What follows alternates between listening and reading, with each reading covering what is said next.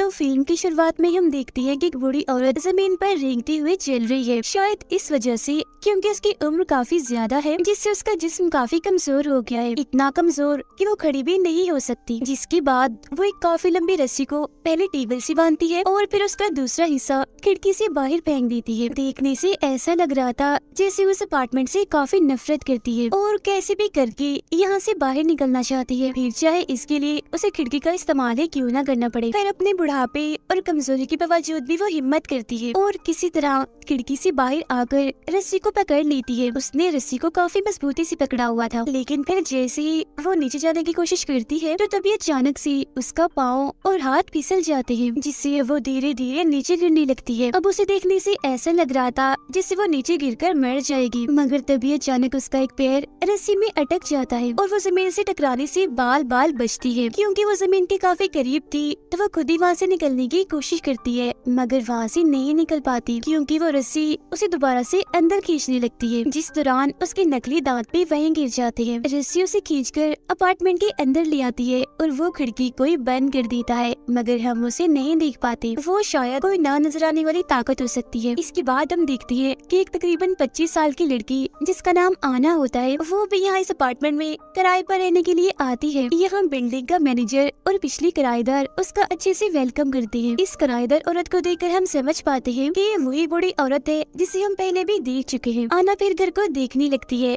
जो उसे काफी पसंद आता है और फिर जब मैनेजर उसे अपार्टमेंट का बहुत ही कम किराया बताता है तो उसकी खुशी का तो कोई ठिकाना ही नहीं रहता। वो सोचती है कि चलो मौज हो गई, बहुत सस्ते में मिल रहा है और वो भी इतना अच्छा। फिर अपार्टमेंट में रहने के लिए आना को एग्रीमेंट के कागजात दिए जाते हैं साइन करने के लिए, लेकिन साइन करने के लिए वो बूढ़ी औरत से पूछती है कि आप इस अपार्टमेंट को क्यों छोड़ना चाहती है। फिर थोड़ी देर चुप रहने के बाद बूढ़ी औरत जवाब देती है, वो दरअसल मैं इसलिए जा रही हूँ यहाँ से क्योंकि मैं दुनिया घूमना चाहती हूँ। अब उसकी एक दुनिया घूमने वाली बात सुनकर आना को काफी अजीब लगता है। वो सोचती है वाह, इस उम्र की औरतें घर में आराम कर रही है, मर रही है और इसे घूमने की पड़ी हुई है। फिर आना उन्हें अपने बारे में बताने लगती है कि मैं इस शहर में नहीं आई हूँ, मैं मेरे दोस्त के साथ यहाँ पर आई थी, मगर हमारे बीच झगड़ा हो गया तो मैं उससे अलग होकर यहाँ आ गई। अब जैसे जैसे वो अपने बारे में बताती जा रही थी तो बूढ़ी औरत को काफी फिक्र हो रही थी कि ये पेपर्स पर साइन कर ही नहीं रही, टाइम ज़ाया किया जा रही है। फिर वो आना से पूछ लेती है कि क्या तुमने अपार्टमेंट लेना भी है या नहीं, ये सिर्फ बातें करने आई हो। जिस पर आना कहती है हाँ हाँ क्यों नहीं, मुझे अपार्टमेंट चाहिए चाहिए। जिसके बाद जब वो उसे एग्रीमेंट के कागजात पकड़ाती है और वो साइन करने लगती है तो पेन ही नहीं चल रहा होता, लेकिन बूढ़ी औरत के पास पेन निकल आता है और वो फौरन आना को देती है। ऐसा लग रहा था कि इस बूढ़ी औरत को काफी जल्दी है इस अपार्टमेंट को किराए पर देने की। अब जैसी उनकी डील बनती है, मतलब कि आना ये अपार्टमेंट किराए पर ले लेती है, तो बूढ़ी औरत जल्दी से अपना सारा सामान पैक करके यहाँ से चली जाती है। फिर मैनेजर आना को अपार्टमेंट की चाबियां देते हुए कहता है कि घबराना नहीं और कोई भी मदद चाहिए हो फौरन मुझे कॉल कर लेना, मैं आ जाऊंगा। ये कहने के बाद वो भी चला जाता है। बाद में आना जल्दी से घर को साफ करती है और अपना पूरा सामान सेट करके दीवारों पर पेंट करने लगती है, क्योंकि यहाँ की दीवारें काफी गंदी और पुरानी लग रही थी। अपार्टमेंट में काफी गंदगी और धूल मिट्टी भी पड़ी होती है, इसीलिए वो फालतू सामान बाहर फेंक देती है। जिसके बाद वो एक छोटे से कपड़े से सारी धूल मिट्टी साफ करती है और बाद में वो कपड़ा भी वो बाहर फेंक देती है। लेकिन फिर जैसे ही वो कूड़ा फेंक कर वापस आती है तो बड़ी ही हैरान करने वाली चीज देखती है कि जो धूल मिट्टी पहले उसने साफ की थी वो दोबारा से वहाँ पर आ गई थी, और तो और जो पेंटिंग उसने वहाँ पर लगाई थी वो नई थी जो कि अब पुरानी हो गई थी। हर जगह पर पहले से भी ज्यादा धूल मिट्टी आ गई है और उसके जो ताजे फल थे जिसने अभी अभी रखे थे वो भी सड़के पुराने हो गई थी, और जो कपड़ा धूल मिट्टी साफ करके वो बाहर फेंकने गई थी वो भी अब वापस आ गया था। अब ये देखकर तो उसे बड़ा ही अजीब लगता है, यहाँ तक कि वो काफी डर गई थी, मगर फिर भी उस पर इतना ध्यान नहीं देती और दोबारा से इस जगह को साफ करने लगती है। मगर हर बार जब भी वो इस जगह को साफ करती है दोबारा से वो गंदी और पुरानी हो जाती है। अब इससे भी बड़ी हैरान करने वाली चीज ये कि हालांकि आना 25 साल की थी, मगर उसकी आंखों के नीचे स्याह हल्की पड़ने लगी थी, उसके चेहरे पर झुर्रियां पड़ रही थी जो तकरीबन बड़ी उम्र के लोगों की पड़ती है। जिसके बाद वो थक कर वही सोफे पर ही सो जाती है।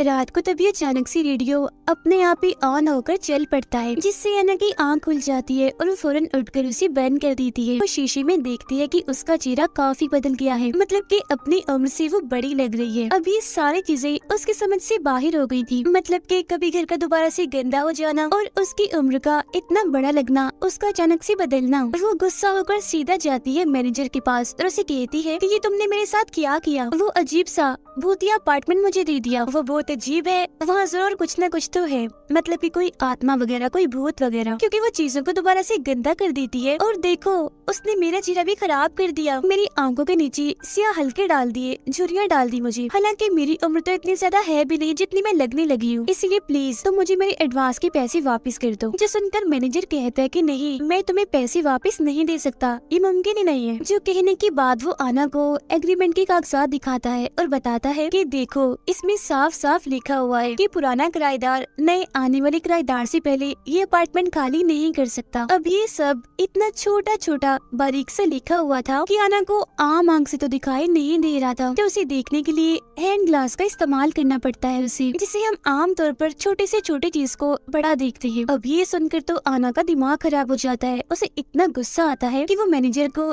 पुलिस की धमकी देती है। तब ये सुनकर भी वो आराम से बैठा रहता है, उसे जैसे कोई फर्क ही ना पड़ा हो। वो बस उससे इतना ही कहता है कि जाओ वापस अपने अपार्टमेंट में, क्योंकि और तुम कहीं भी नहीं जा सकती, एग्रीमेंट में यही लिखा हुआ है। और वो वहाँ से चली जाती है। इसके बाद आना एक क्लिनिक में जाकर अपना मेडिकल टेस्ट करवाती है और अपनी रिपोर्ट मांगती है डॉक्टर से, ताकि वो पुलिस के पास जाकर कंप्लेन कर सके उस मैनेजर के खिलाफ और उस अपार्टमेंट की भी। तब डॉक्टर उसे देखकर कहती है कि 25 साल की इतनी छोटी उम्र में ग्रे बाल आना और चेहरे पर झुर्रियां पड़ना ये कोई छोटी बात नहीं है, ये काफी बड़ी बात है, मगर इस सब का लेना देना पुलिस से नहीं है। जो सुनकर आना गुस्से में उसे जवाब देती है कि आप मुझे नहीं बताएं मुझे क्या करना है, मुझे जो सही लग रहा है मैं वही करूंगी। कहने के बाद वो अपना ID कार्ड निकालती है, लेकिन बदकिस्मती से उसकी ID कार्ड पर तो कुछ था ही नहीं, क्योंकि वहाँ पर से सब कुछ मिट चुका था। अब क्योंकि आना उस अपार्टमेंट से तंग आ गई थी, इसलिए वो वहाँ जाना नहीं चाहती थी, तो रात गुजारने के लिए वो एक होटल में जाती है, जहाँ का रिसेप्शनिस्ट उसे उसका ID कार्ड मांगता है, जो हम जानते हैं कि उसके पास नहीं है, क्योंकि वो तो सारी मिट गई है, तो इसी वजह से उसे ज्यादा पैसे भरने पड़ते हैं। फिर रात को जब वो सो रही थी तो अचानक से उसकी आंख खुल जाती है, उससे उठा ही नहीं जा रहा था,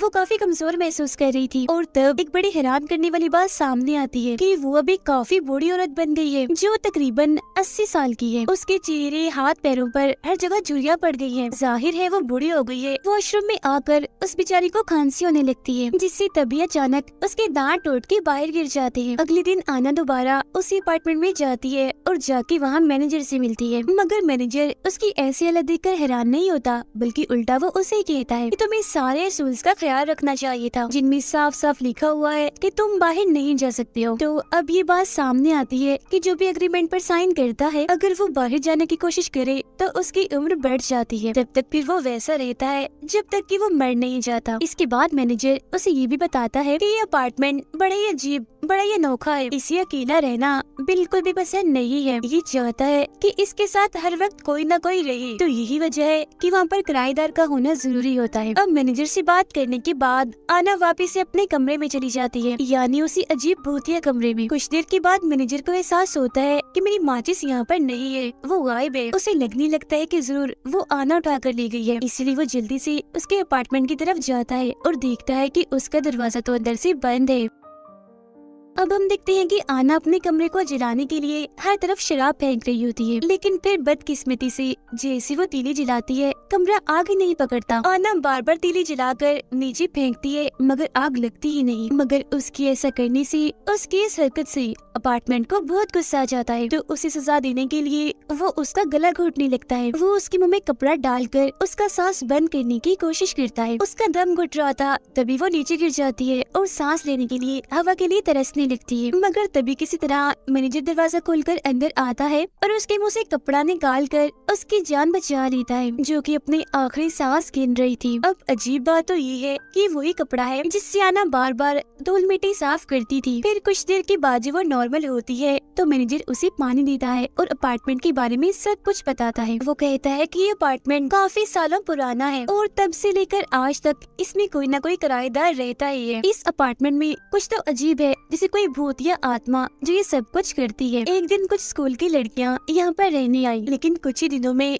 वो बहुत ज्यादा बूढ़ी हो गई, जैसे तुम हो गई हो। ये हादसा खबरों में भी आया और हर जगह फैल गया। फिर एक आदमी को लगा कि यहाँ पर कोई भूत, कोई आत्मा है, इसीलिए उसने यहाँ पर जादू करने की कोशिश की, मगर वो अपने प्लान में कामयाब नहीं हुआ। उल्टा बड़ी अजीब तरीके से उसकी मौत हो गई, जिसका मतलब ये है कि इस अपार्टमेंट में जो कोई भी चीज है वो बहुत ही खतरनाक है और यहाँ पर कोई भी किसी भी किस्म की छेड़छाड़ वो पसंद नहीं करती। यही वजह है कि गवर्नमेंट ने भी इस अपार्टमेंट के बारे में सोचना बैन कर दिया है और इसे बस खुफिया ही रखा हुआ है। पुलिस भी यहाँ पर आने से डरती है, इसके खिलाफ कोई भी एक्शन वो नहीं लेती। फिर जब मैनेजर वहाँ से जा रहा होता है तो वो उसे मशवरा देता है कि अगर तुम्हें अपनी जान इस अपार्टमेंट से छुड़वानी है तो कोई नया किराएदार ढूंढ कर लाओ, क्योंकि तुम्हारे पास ये एक चारा है जिससे तुम यहाँ से निकल सकती हो, वरना इसके अलावा यहाँ से तुम नहीं निकल सकती। आगे हम देखते हैं कि आना तैयार होकर अपने दोस्त के पास जाती है उसे मदद मांगने के लिए, लेकिन जाहिर है वो बूढ़ी हो गई थी, इसलिए वो उसे पहचान ही नहीं पाता। वो उसे अपनी पहचान बताने की भी कोशिश करती है कि मैं हूँ, मुझे पहचानो आना, मगर उसे ऐसा लगता है कि बूढ़ी औरत शायद ये कहना चाहती है कि मैं आना की दादी या फिर नानी हूँ। और फिर तभी इधर उसके दोस्त की वाइफ आ जाती है, क्योंकि उसने शादी कर ली थी, वो उसे लेने आई थी। यहाँ उसके सामने ये बात आती है कि ये दोनों भी अपने रहने के लिए किराए पर घर ढूंढ रहे हैं। अब हालांकि उसके पास ये अच्छा मौका था कि ये उन दोनों को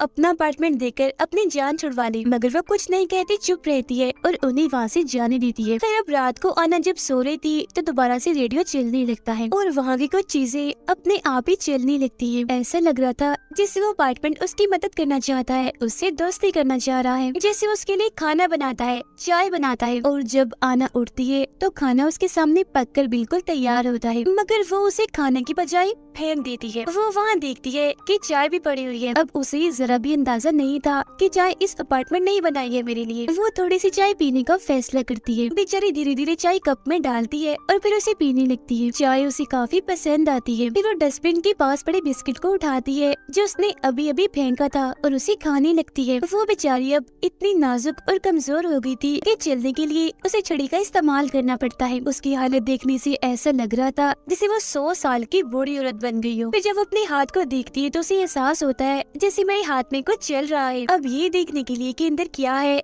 वो अपना मास्क खींचने लगती है और वो ये देखकर काफी हैरान हो जाती है कि मेरा मास्क तो बड़ी आसानी से ही निकल रहा है। वो देखती है कि मेरे हाथ के अंदर एक अजीब सी तार जैसी कोई चीज है, जिससे वो समझ जाती है कि बस वो टाइम आ गया है जब मुझे इस दुनिया को छोड़कर जाना है, मतलब कि मेरी मौत का टाइम। इसीलिए वो मैनेजर को अपने पास बुलाती है।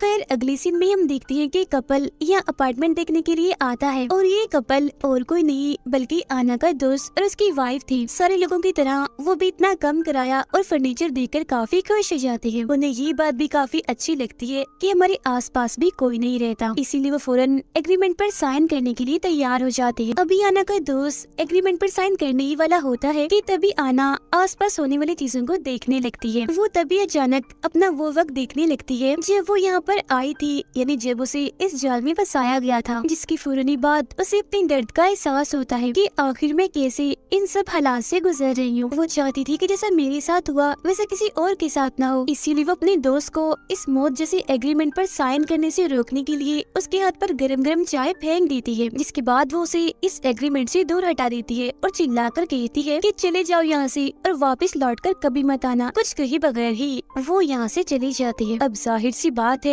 वो तो चले गई थी, तो इसका मतलब साफ था कि आना ने अपने यहाँ से निकलने का आखिरी मौका भी खो दिया है। हालांकि अगर वो चाहती तो अपने दोस्त से बदला लेने के लिए उसे इस जाल में फंसा सकती थी और अपने कुछ आखिरी बुढ़ापे के दिन वो आराम से सुकून से बाहर गुजार सकती थी, मगर उसने ऐसा नहीं किया क्योंकि अभी भी उसके दिल में अपने दोस्त के लिए प्यार और इंसानियत बाकी है। उसने यहाँ पर खुदगर्जी का मुजाहिरा नहीं किया बल्कि अपने दोस्त को बचाया। ऐसा करके उसने अपनी जिंदगी की कुर्बानी ही दी है, क्योंकि वो कैसे भी करके इस मनहूस उस अपार्टमेंट का खात्मा करना चाहती है। अब ये देखकर वो मैनेजर भी काफी हैरान रह जाता है। फिर जब मैनेजर वहाँ से जाने लगता है तो आना उसे कहती है कि जाते जाते मेरा एक काम कर दो, तुम दरवाजे को बाहर से लॉक कर देना और फिर कुछ सालों तक यहाँ लौटकर वापस मत आना, क्योंकि मैं इस अपार्टमेंट का खात्मा करने की कोशिश करूंगी। क्योंकि साथ ही साथ उसका मानना ये था कि अगर कोई यहाँ पर नहीं आएगा तो इस अपार्टमेंट का जो साइकिल बना हुआ है लोगों को मारने का, बर्बाद करने का, वो खत्म हो जाएगा। मतलब ना लोग बूढ़े होंगे और ना मारे जाएंगे, और अगर एक किस्म का यहाँ कोई शराब है वो भी टूट जाएगा। जो भी आत्मा भूत इस अपार्टमेंट में हुई वो भी मर जाएगी। अब मैनेजर उसकी इस बहादुरी की तारीफ करता है और उसे गुड बाय कहकर वहाँ से चला जाता है। उसके जाने के बाद हम देखते हैं कि आना अब इस अपार्टमेंट में बिल्कुल अकेली है। ना तो यहाँ पर उससे मिलने कोई आएगा और ना ही उस बेचारी में इतनी ताकत है कि वो सीढ़ियाँ उतरकर नीचे जाए। उसकी हालत देखकर ऐसा लग रहा था जैसे उसके मरने का टाइम आ गया है। इसीलिए वो खिड़की के पास जाकर आखिरी बार